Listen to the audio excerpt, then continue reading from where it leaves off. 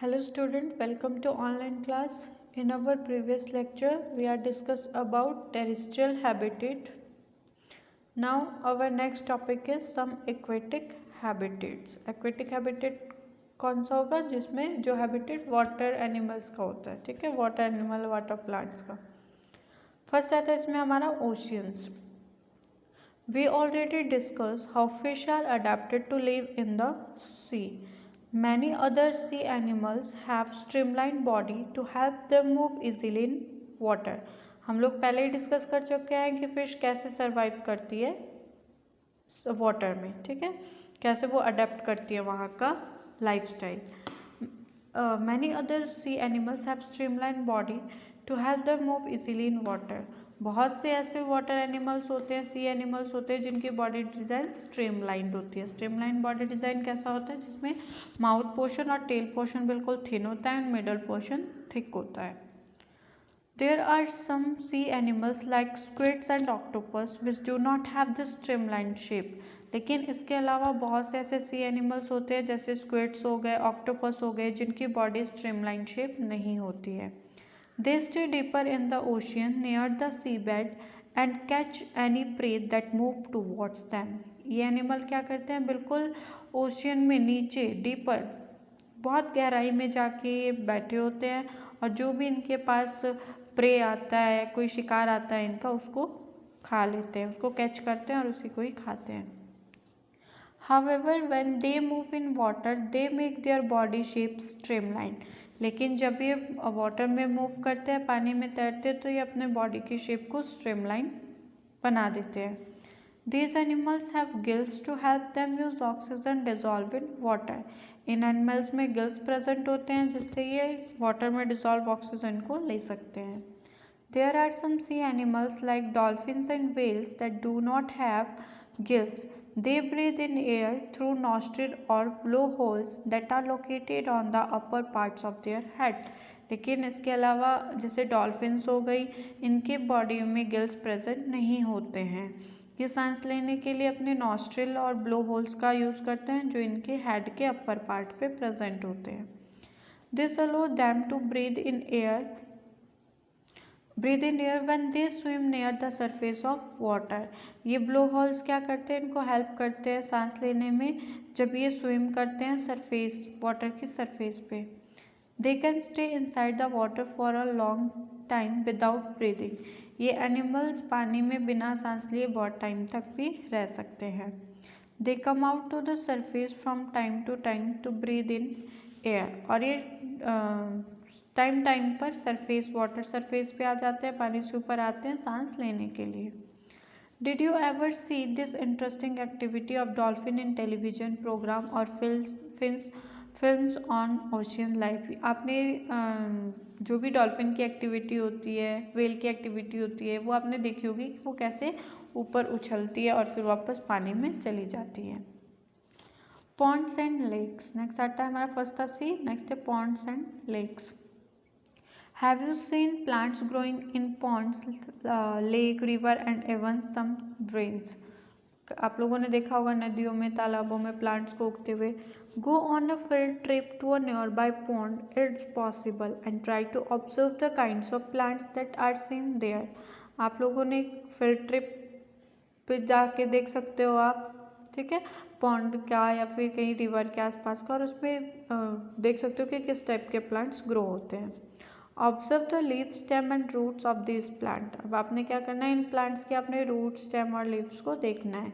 Some of this plant have their root fix in the soil below the water. इनमें से कुछ plants कैसे होंगे जिनकी रूट्स बिल्कुल सॉइल में होगी, वाटर के नीचे, जैसे आपको फिगर में दिखाया हुआ है, फिगर 9.9 में. और कुछ प्लांट कैसे होंगे जो बिल्कुल वाटर सरफेस पे ही फ्लोट कर रहे होंगे, ठीक है. कुछ की लीव्स कैसे होंगी जो बिल्कुल डीप होंगी सॉइल में, और कुछ कैसे होंगे जिनकी लीव्स फ्लोट कर रही होंगी. In terrestrial plants, root normally play a very important role in the absorption of nutrients and water from the soil. हमारे जो टेरेस्ट्रियल प्लांट होते हैं उनकी रूट्स बहुत इंपॉर्टेंट रोल प्ले करती है न्यूट्रिएंट्स और वाटर को एब्जॉर्ब करने के लिए सॉइल से. However, in aquatic plant, roots are much reduced in size and their may function to hold the plant in a place। जो एक्वेटिक प्लांट होते हैं उनकी जो रूट्स होती है वो थोड़ी कम साइज़ की होती है और उसका फंक्शन होता है प्लांट को उस जगह पे होल्ड करके रखना। The stem of these plants are long, hollow and light. और इन प्लांट की स्टेम कैसी होती है? लंबी होती है और थोड़ी खोखली सी होती है। The stem grow up to the surface of water while the leaves and flower float on the surface of water. इनकी जो स्टेम होती है वो क्या करती है? वाटर सरफेस पे ग्रो होती है एंड लीफ और जो रूट होती है वो वाटर में फ्लोट करती है, जैसा आपको फिगर 9.1 में दिखाया गया है ना।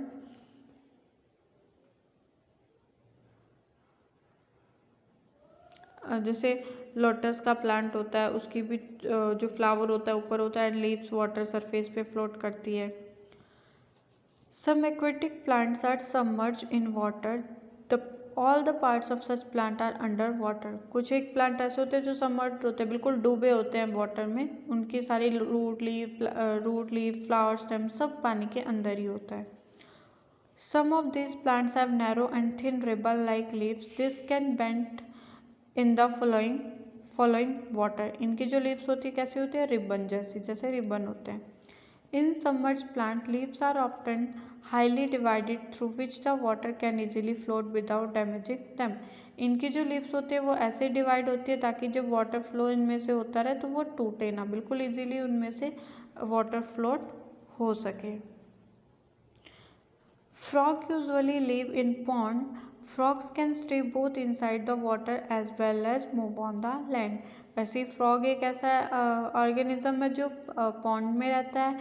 फ्रॉग पानी के अंदर भी रह सकता है और लैंड पे भी मूव कर सकता है। They have strong back legs and that help them in lapping and catching there pray. इनकी जो बैक लेग्स होती है वो बहुत ज़्यादा स्ट्रॉन्ग होती है जो इनको हेल्प करती है प्रे को कैच करने के लिए। They have webbed feet which help them swim in water. और उनके फीट कैसे होते हैं? वेब्ड होते हैं ताकि वो स्विम कर सके वाटर में। We have discussed only a few common animal and plant compare to the wide variety that live in different habitat। You may have also noticed the very wide variety in plants around you when you prepare a herbarium as part of the suggest activity in chapter 7। Imagine the kind of variety that you could see in a herbarium of leaves of plants from all region of the earth। तो हमने अभी तक क्या पढ़ा है? Different type के different variety के animals और प्लांट को पढ़ा है जो डिफरेंट हैबिटेट में सर्वाइव करते हैं। ठीक है, सबकी जो भी लिविंग कंडीशन होती है वो डिफरेंट होती है। नेक्स्ट है हमारा कैरेक्टरिस्टिक ऑफ ऑर्गेनिजम्स। एक ऑर्गेनिज्म में क्या क्या कैरेक्टरिस्टिक्स होते हैं।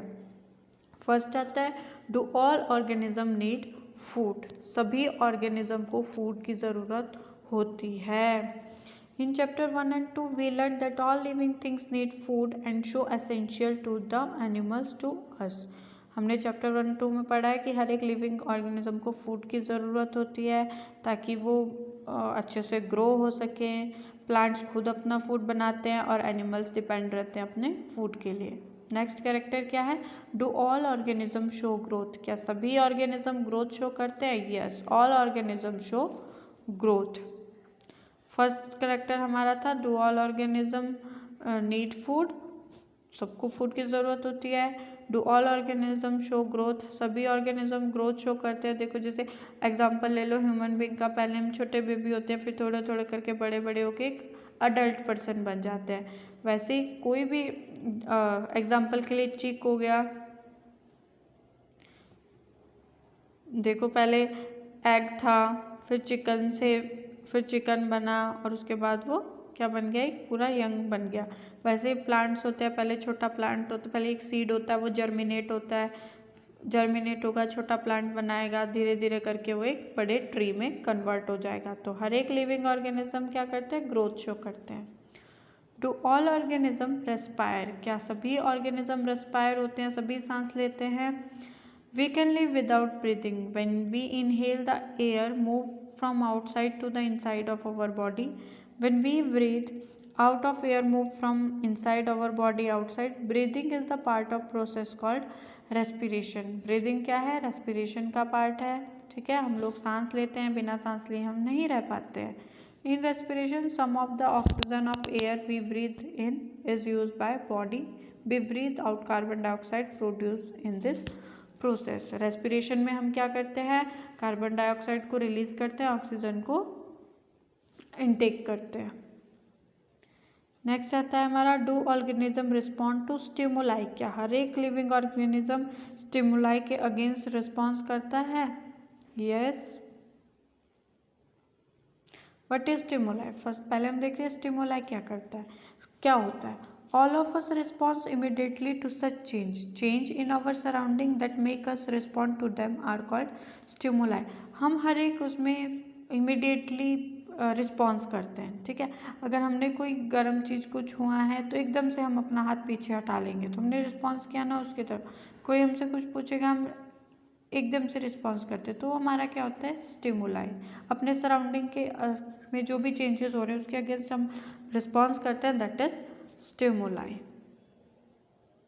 ठीक है, तो एक करेक्टर क्या है, फर्स्ट है हमारा do all organism need food, all organism respire, all organism show growth. Next हमारा do organism respond to stimuli. अब आता है हमारा living organism and excretion. What is excretion? The process of getting rid to waste by organism is known as respiration. Body से waste product को बाहर निकालने की प्रोसेस को हम बोलते हैं एक्सक्रीशन. हर एक लिविंग ऑर्गेनिज्म अपनी बॉडी से वेस्ट प्रोडक्ट को एक्सक्रीट करता है. तो हर एक ये भी क्या है, एक करेक्टरिस्टिक है कि लिविंग ऑर्गेनिज्म एक्सक्रीशन शो करता है. Do all organism reproduce their own kind. क्या हर एक लिविंग ऑर्गेनिज्म अपने जैसे को प्रोड्यूस करता है? Yes. Animals reproduce their own kind. The mode of reproduction may be different in different animals. Some animals produce their young ones through egg. Some animals give birth to the young ones. Yes, animals reproduce करते हैं अपने जैसे ही दूसरे organism को, but reproduction की जो process होती है वो डिफरेंट होती है. कुछ एक एनिमल ऐसे होते हैं जो अपने यंग वन को एग के थ्रू प्रोड्यूस करते हैं, और कुछ ऐसे होते हैं जो डायरेक्ट यंग वन को बर्थ करते हैं. प्लांट्स भी रिप्रोड्यूस होते हैं. ठीक है, प्लांट रिप्रोड्यूस होते हैं through seeds. Plant reproduce through seeds. Plant produce seeds which can germinate and grow into a new plant. Plant क्या होते हैं, सीड प्रोड्यूस करते हैं जो जर्मिनेट होके एक नया प्लांट बनाते हैं. नेक्स्ट आता है हमारा the living thing produce more of their own kind through reproduction. तो इसमें क्या आता है कि जो लिविंग ऑर्गेनिज्म होते हैं वो अपना आउन काइंड रिप्रोडक्शन के थ्रू प्रोड्यूस करता है. नेक्स्ट आता है हमारा टू ऑल ऑर्गेनिज्म मूव. क्या हर एक ऑर्गेनिज्म में मूवमेंट होती है? यस, मूवमेंट होती है. जैसे हम लोग चलते हैं, वन प्लेस से दूसरे प्लेस में जा सकते हैं, वैसे प्लांट्स की मूवमेंट कैसे होगी कि वो पहले छोटा होता है फिर बड़ा बड़ा होता जाता है. तो प्लांट तो चल फिर नहीं सकते, तो प्लांट की मूवमेंट का पता लगता है उसकी ग्रोथ के through. What then is life. क्या होती है life? It may not be very easy to answer this question, what then is life. However, looking at all the diversity of living beings around us, we can conclude that life is beautiful. हम इसका answer नहीं कर सकते हैं कि life क्या होती है, लेकिन जितनी भी हमारे डाइवर्सिटी में जो भी एक्टिविटी हो रही है लिविंग बींग्स की हमारे आसपास, उसको जान के हम कह सकते हैं कि लाइफ इज़ ब्यूटीफुल. लाइफ क्या है? लाइफ बहुत अच्छी है, बहुत सुंदर है. So our chapter number 9 is complete. I hope you all understand this chapter. Thank you.